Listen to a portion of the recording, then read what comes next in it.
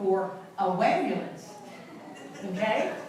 And it will come immediately to where you are, or a fire truck, or a policeman, all right? But we are so glad to be here. We're also members of Grace Bible here, and we travel as missionaries, but we're also volunteer fire and EMS. We are both certified to drive fire trucks. We're both certified to drive ambulances.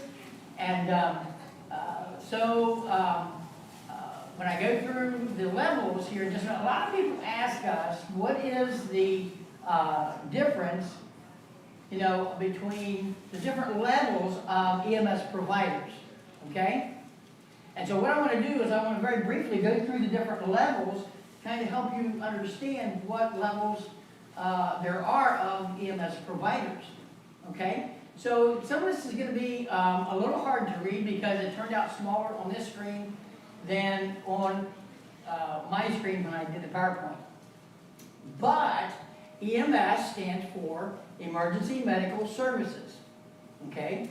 So those are the people that come to you when you need them. When something happens, that you break a leg, or you need an ambulance, you need to go to the hospital, you need to be looked at very quickly. When you are in danger yourself, okay? And you need help right now. And I don't know how well you're going to be able to see this, but just to give you the levels of EMS providers. The first level is what's called an EMR, and that's an emergency medical responder. That's what I am. That involves like 55 to 65 hours of training, which might be anywhere from 2 to 4 weeks, depending on how many classes you have per week, okay?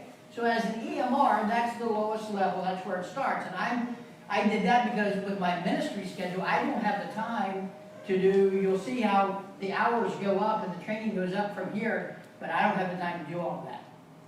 Okay, so I'm an EMR.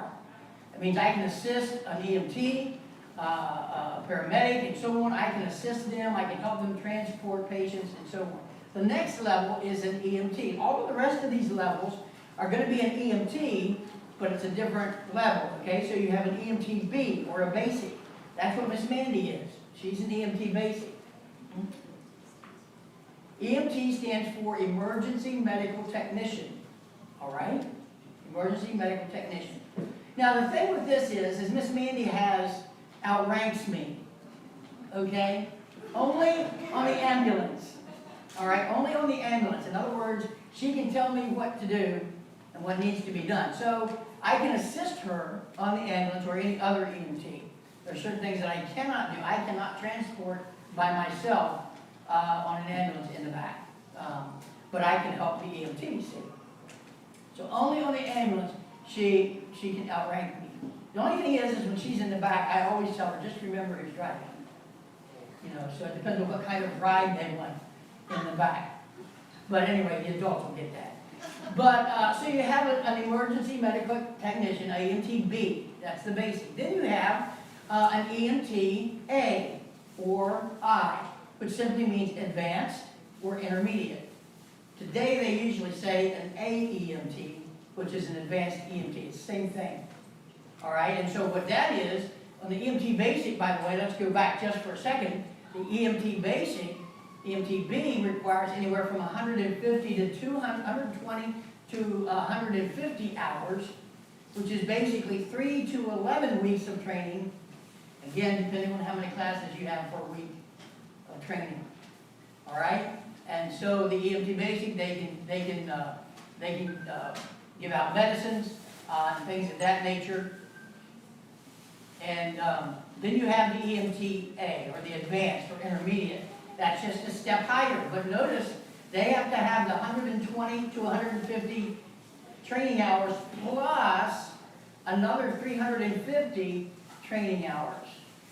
Okay? And they're able, that's a higher level, and then they're able to do more.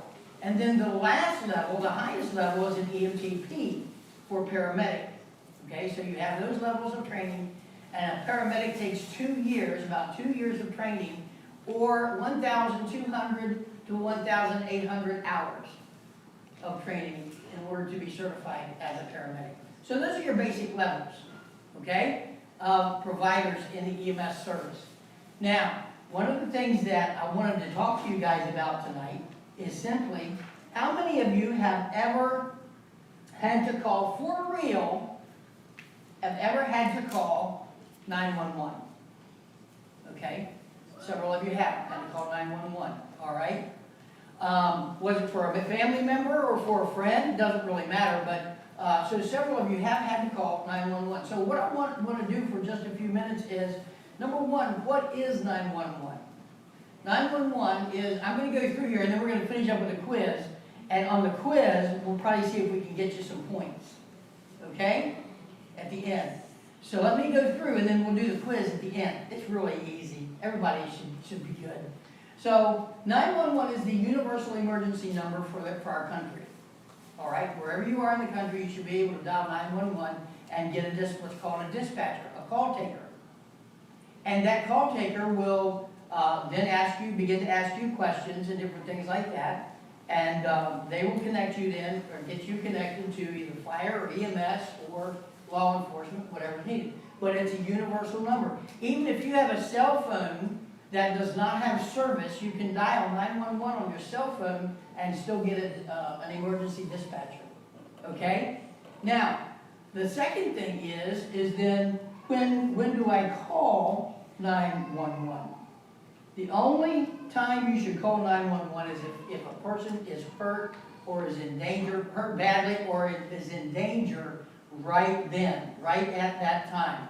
Okay? Let me ask you a question. Just raise your hand. This isn't for points or anything yet, but can you call 911 when there's been a car accident?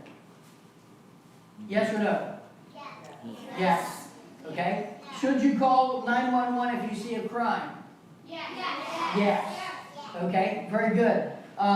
Somebody hurting somebody. What about if somebody's hurting somebody else or they're breaking into somebody else's house? Yes. Okay.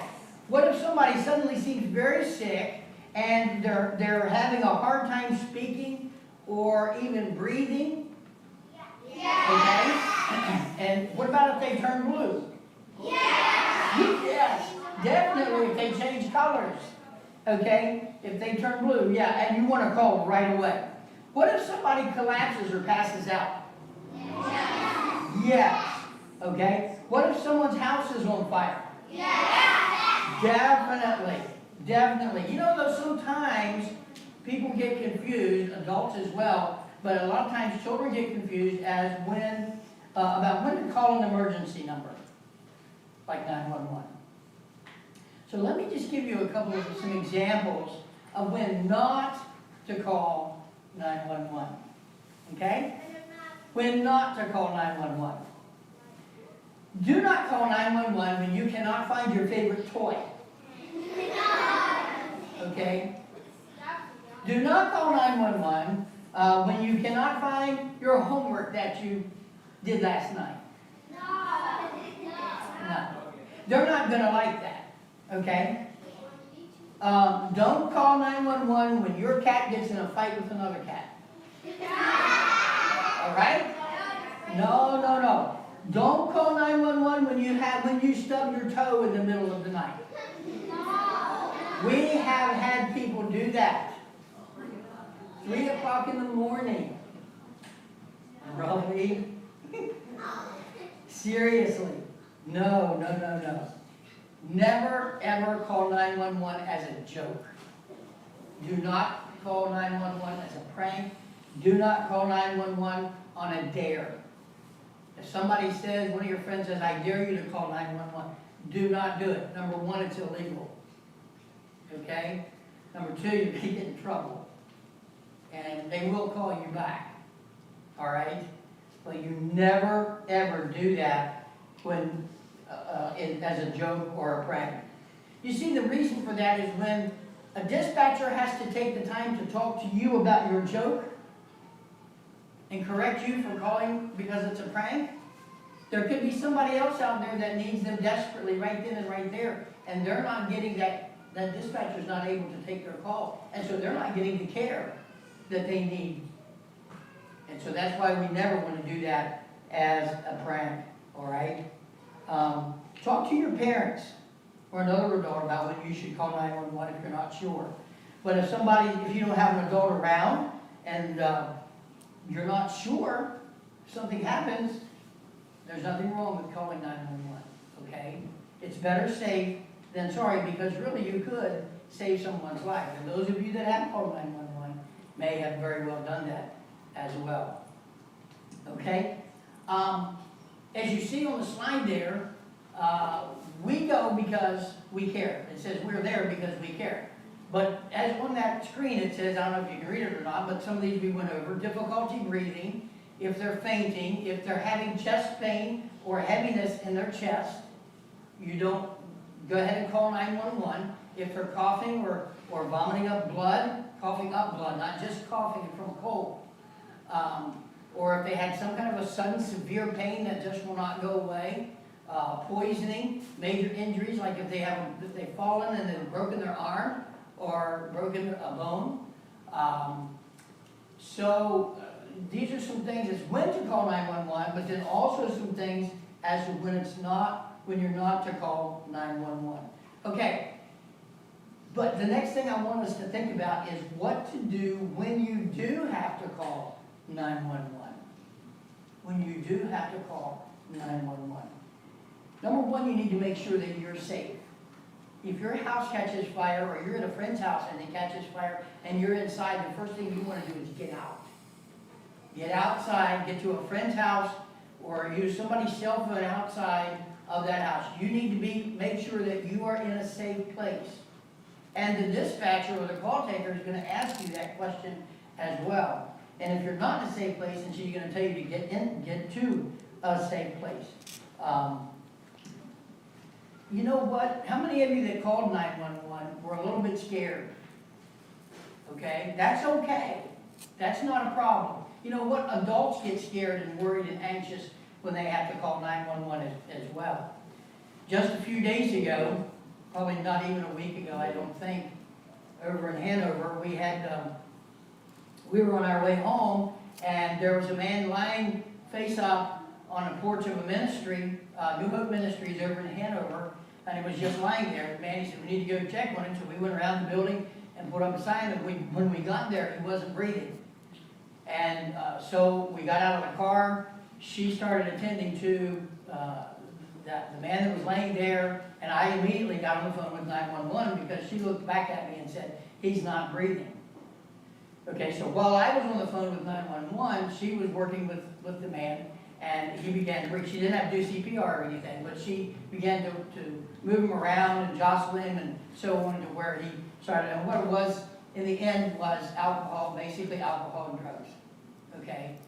And so, anyway, I had all those questions asked me by the dispatcher as to what was taking place there. And it's okay to feel scared and nervous.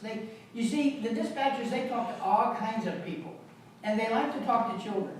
Okay? So if you're scared or you're anxious about that, that's not a problem. Just stay as calm as you can. Because if you talk fast, then the operator's not going to be able to understand the information that you're giving to them. All right?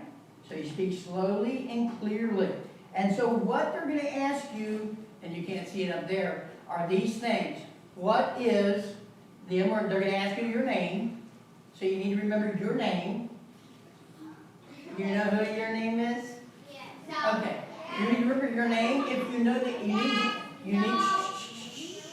you need to know the address where you are. Not your home address, unless you're at home. You need to know the address where you are. For example, I had to tell the dispatchers that I was at the corner of Baltimore and Middle Street at New Hope Ministries. And that way they knew exactly where to send fire and EMS. Okay? So your name, your address, or the address where you are. They're going to ask you who needs help. They're going to ask you what's happening. They're going to ask you if anybody else is with you that can help. They're going to ask you, are you safe where you are? All right? So the one thing you want to remember not to do, and you see at the bottom of that yellow box up there, is if you call 911, do not hang up. Okay? Do not hang up. They will tell you, and they want to keep you on the line until law enforcement or fire or EMS gets there and know that everything's in good hands, and then they'll let you go. So they did the same thing with me, even though we're experienced in it. The dispatcher said, are you ready Or are you okay with hanging up? And at that time, law enforcement had gotten there, and we were fine with hanging up. Okay? So, don't hang up. If you do hang up, they will call back. Because when you call 911, they got your number. Okay? They got your number. They'll call you back. And we'll just stay on the line until they are finished taking the information that you need. Okay? Or that they need in order to get the help needed right there. So, just stay on the phone. That way you can be sure the operator has all the information to get help to you fast. Okay? All right, real quick. We're going to do a quiz. You ready? Okay.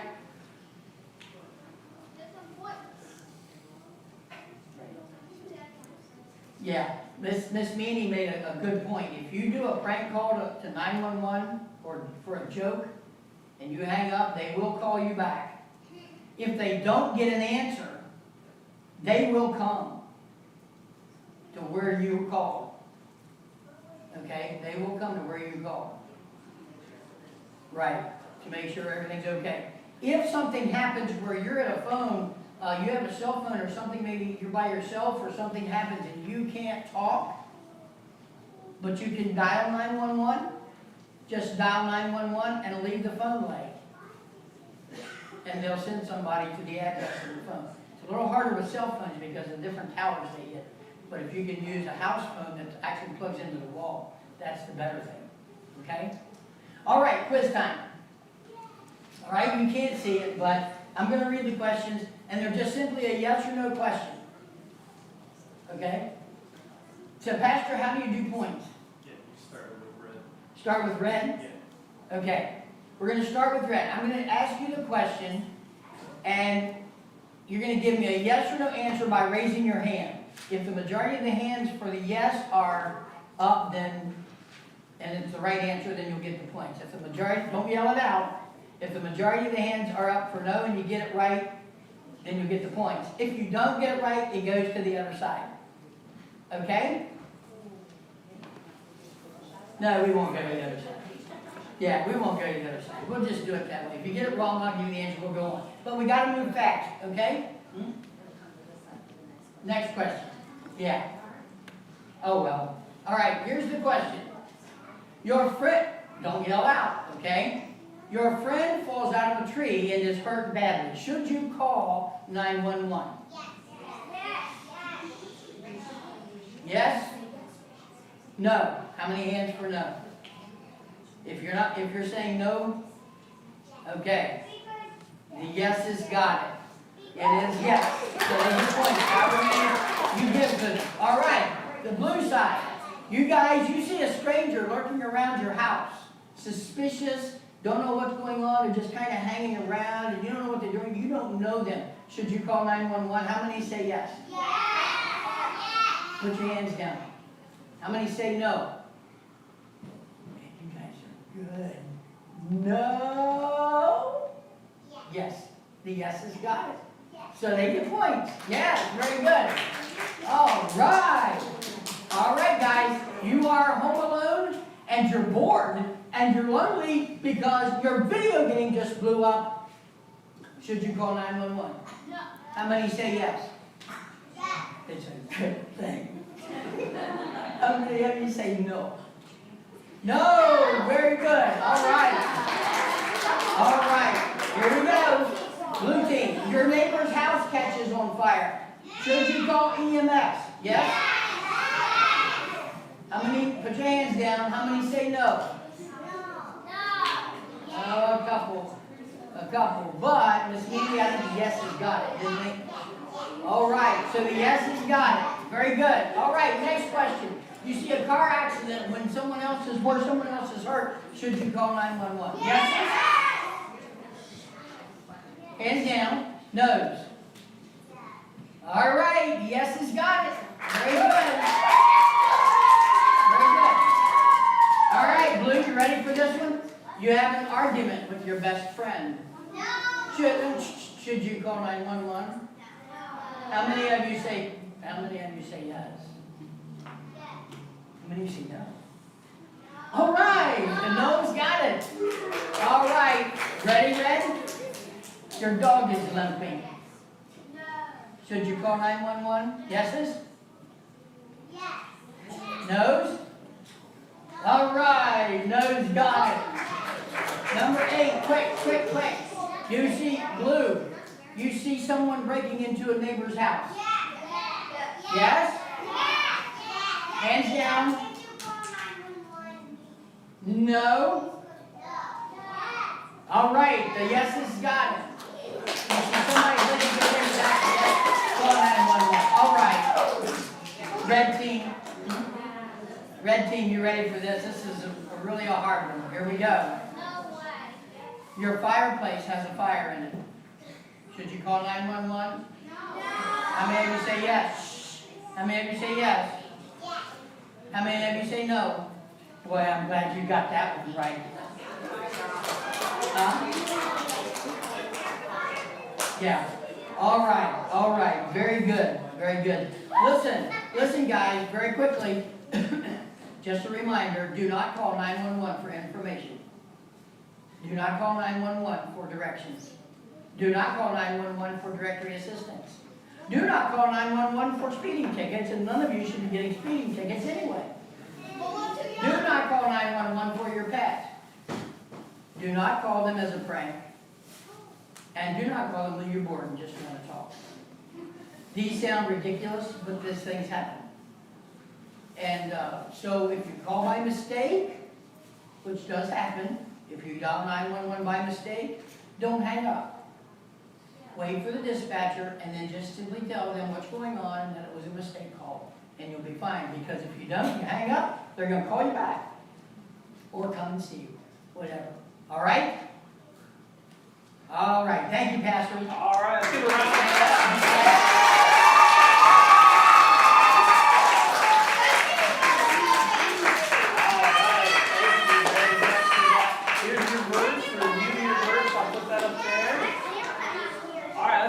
Stand, and we're going to sing our song. We're going to sing our ambulance song together here.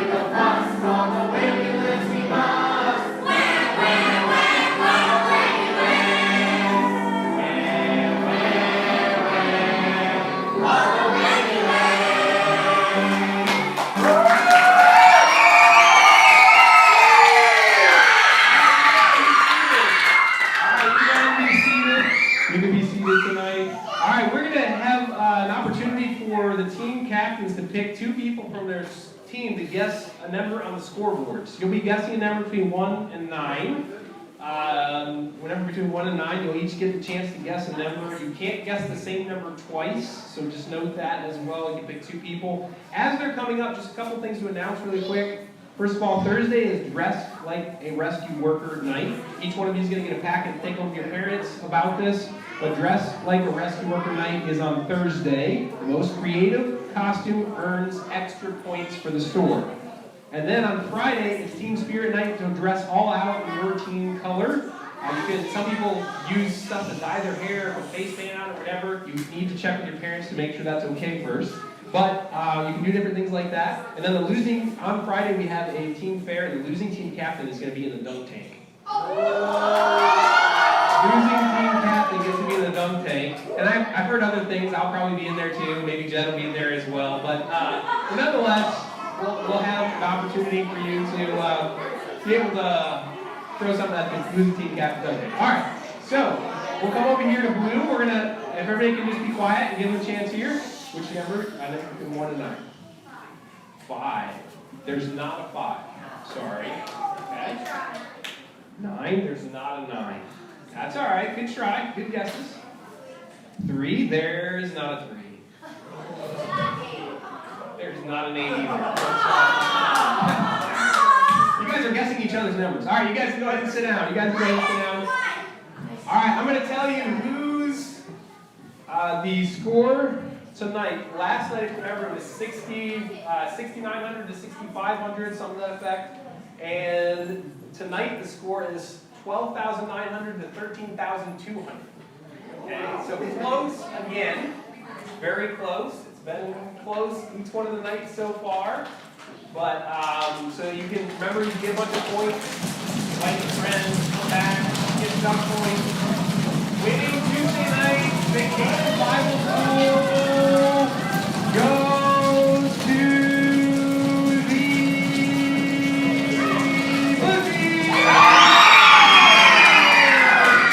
Good job! Way to go, Blue Team, coming back, clawing out of there. Alright, team captain, go ahead and stand up. Let's do our team cheer. We'll close with our team cheer, and then we'll let the parents take the children home. Go ahead and stand up. All right, ready to be cheering together on the count of 3. 1, 2, 3.